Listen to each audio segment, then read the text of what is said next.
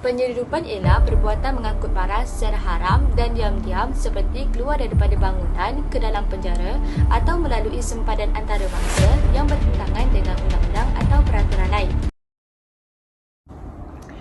Terdapat beberapa jenis penyeludupan barang. Yang pertama, penyeludupan rokok, dadah dan senjata api. Yang kedua, penyeludupan import dan ekspor. Yang ketiga, penyeludupan barang tiruan melalui jalan tikus. Yang keempat, penyeludupan barang secara gelap iaitu black market. Yang kelima, penyeludupan bahan-bahan gadget. Ini saya kongsikan sedikit kes berkaitan dengan penyeludupan dadah.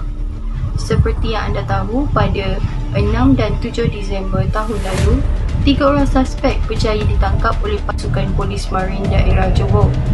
3 suspek tersebut ditangkap berhampiran kawasan Kota Tinggi dan Johor.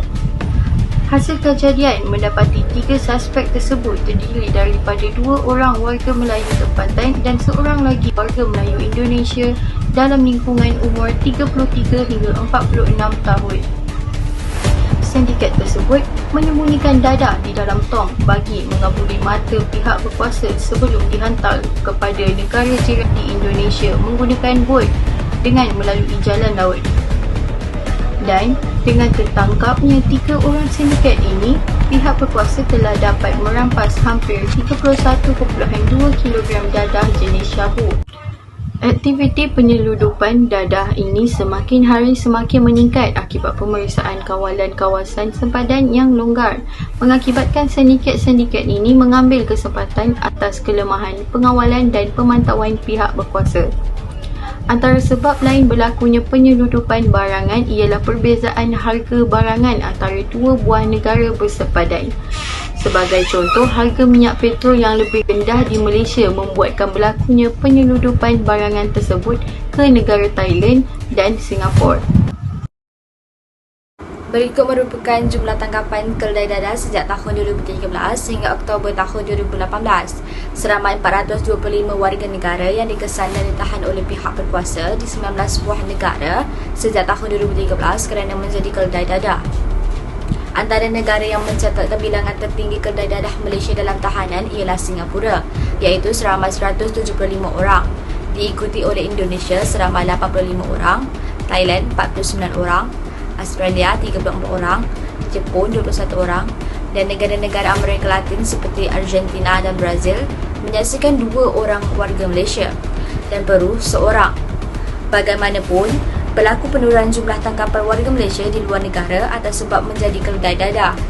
Pada tahun 2016, direkodkan seramai 101 warga tempatan yang ditahan, 58 pada tahun 2017 dan sehingga Oktober tahun 2018 seramai 39 orang. Mengenai penyeludupan senjata api, pihak polis telah menyerbu stor simpanan senjata api tiruan dan merampas pelbagai jenis senjata api tiruan yang bernilai RM70,000 dalam op cegah jenayah Padang Besar di Pelkera, Lubuk Sireh pada 3 Julai lalu. Ketua Polis Daerah Padang Besar, Superintendent Muhammad Halim Yatim berkata, dalam operasi itu, seorang penganggur berusia 29 tahun turut ditahan bagi membantu siasatan. Katanya, dengan tertangkapnya suspek, pihak polis yakin pihaknya sudah melumpuhkan sindiket penyeludupan dan pengedaran senjata api tiruan terbesar yang aktif di semenanjung Malaysia.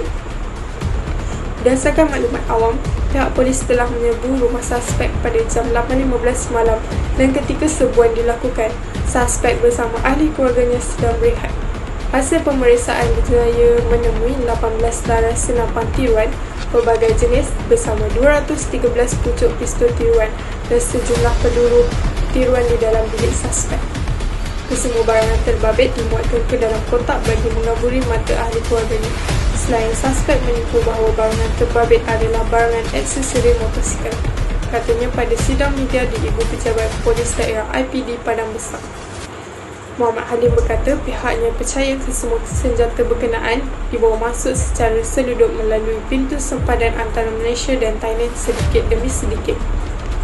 Pihak polis juga percaya bahawa suspek adalah ejen kepada rangkaian sindiket antarabangsa kerana dia memperoleh senjata tiruan berkenaan dari Thailand dan beberapa negara lain sebelum dipasarkan secara dalam talian. Dia memasarkan kesemua senjata berkenaan di dalam kumpulan sembang di aplikasi WhatsApp. Malah hasil siasatan mendapati dia juga mempunyai hubungan dengan seorang lelaki yang ditahan di lapangan terbang antarabangsa Kuala Lumpur baru-baru ini atas cubaan membawa senjata api tiruan ke luar negara. Katanya, beliau berkata kesemua senjata terbabit dijual pada harga antara RM100 hingga RM2,000 dan pihaknya tidak menolak kemungkinan suspek mensasarkan pemilik kebun dan ladang sebagai pelanggan tetap memandangkan permintaannya yang tinggi daripada golongan berkenaan. Suspek yang mempunyai rekod kesalahan lapau dalam penyeludupan senjata tiruan pada 2016 disiasat mengikut Seksyen 36(1) Akta Senjata Api 1960 dan Seksyen 89 Akta Polis 1967. Statik jelas menunjukkan bahawa kenaikan harga dan cukai ke atas rokok dapat menjadi pemangkin kepada pengurangan ketara dalam pengambilan rokok dalam kalangan masyarakat. Walau bagaimanapun, ada yang berpendapat bahawa kenaikan harga rokok menyumbang kepada peningkatan aktiviti penyeludupan dan aktiviti jenayah yang berkaitan. Jadi, pembelian rokok akan kekal tinggi tetapi hasil kutipan yang jatuh. Terdapat beberapa faktor yang menyebabkan berlakunya penyeludupan barang dari satu tempat ke tempat yang lain. Yang pertama disebabkan oleh faktor kemiskinan atau kesempitan hidup seseorang.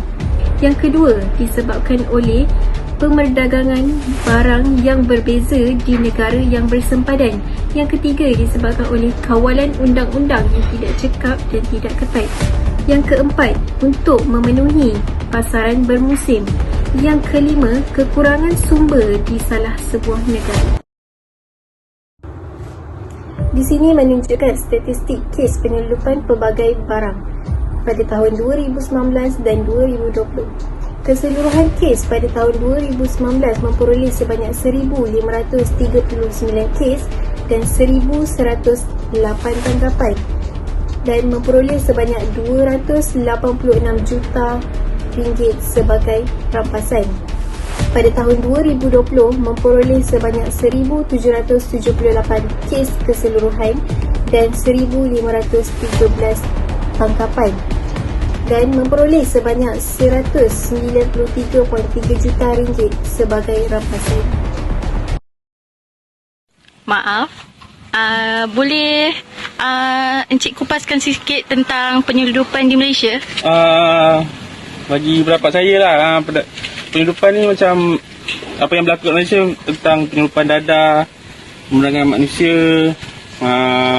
Lagi yang saya ada baca tentang penyeludupan barang-barang bukan daripada Malaysia. Misalnya macam penyeludupan sampah plastik. Ini tentang macam yang saya tahu untuk kita punya alam sekitar lah. Jadi kita macam yang banyak berlaku penyeludupan dadah tu salah satu penyeludupan yang paling terbesar kat Malaysia. Yang baru keluar ni pun berita tentang penyeludupan dadah. Nilai angka sampai 800 juta. Yang tu yang saya rasa macam yang penting kerajaan kena buat sesuatu lah. Terutama daripada aspek undangan, undang-undang yang lebih ketat untuk keselamatan negara Malaysia. Itu yang bagi pendapat saya lah. Baik, terima kasih. Kesan-kesan aktiviti penyeludupan barang terhadap negara ialah ekonomi negara akan terjejas, imej negara jatuh, hubungan antara dua negara akan terjejas, berlakunya penyebaran penyakit berjangkit dan kemasukan barang yang tidak bermutu. Antara langkah-langkah yang boleh diambil oleh pihak kerajaan dalam mencegah aktiviti penyeludupan barang ialah memperkasakan undang-undang negara, memperhebah kempen kesedaran, memantapkan keberkesanan kaki tangan dengan penggunaan teknologi canggih, mengetatkan kawalan keselamatan dan mengadakan kerjasama dengan negara jiran. Thank you. Hamsahamnida. Terima kasih. Share.